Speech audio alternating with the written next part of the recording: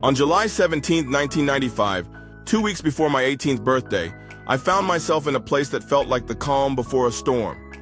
The heat of late July wrapped around me as I linked up with Jamal and Dinky at Dinky's cousin's house.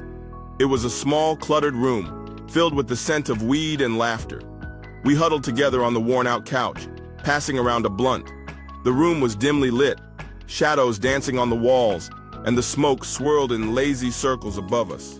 As the weed smoke filled the air, it turned into a cloud that softened the sharp edges of my thoughts, yet amplified the deeper ones lurking below. Beneath the laughter and the chill vibe, I wrestled with memories and regrets. I thought about the streets, the things I had done, the choices that danced on the thin line between right and wrong. I had put in a lot of work and done my share of dirt, but a voice inside me whispered it was time for change. I thought of my father, and how he got killed 2 weeks before his 18th birthday. I heard stories from my family about his desire to turn his life around before he passed. I felt his spirit nudging me, challenging me to do better. At around 11 p.m., the excitement in the room surged as we discussed Tia's party. "You know there are going to be so many baddies there, right?" Dinky exclaimed, his eyes sparkling with anticipation. A wave of laughter erupted, and Jamal added, "I heard she's got a pool.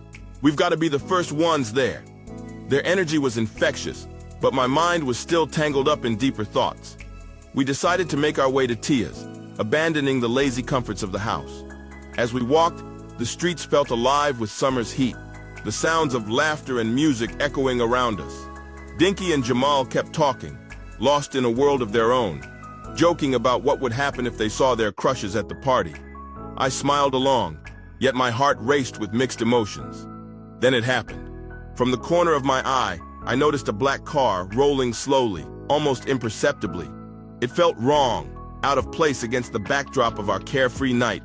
My instincts kicked in, and I turned to look more closely. In that split second, time seemed to stretch. A shadowy figure in the back seat leaned forward, revealing a machine gun aimed with shaky precision. Fear gripped my heart as adrenaline surged through my veins. Jamal and Dinky were oblivious, caught up in their laughter, unaware that danger was closing in. I couldn't look away, transfixed by the sight as the passenger reached for the weapon, a twisted grin on his face as he shared a joke with his unknown friends, labeled by our neighborhood as GDs. The urgency of the moment crashed over me as the noise from the party seemed to fade, leaving only the sound of my heartbeat pounding in my ears. To be continued. Stay tuned for the final chapter. Like and subscribe for the latest, newest stories.